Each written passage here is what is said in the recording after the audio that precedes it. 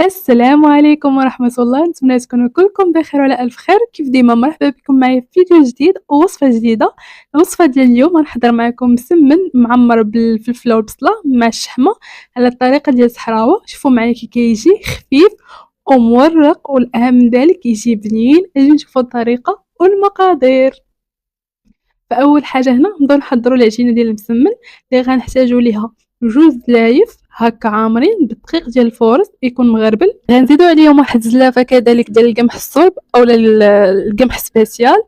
غندير واحد الحفره هكا الوسط، وغنزيدوا القبيصه ديال الملحه ما تكونش كثيره بزاف، وغنزيدوا عليها واحد شويه ديال السنيده، واحد نص معلقه باش تعطينا داك اللون، وقبيصه ديال الخميره ديال الساشي.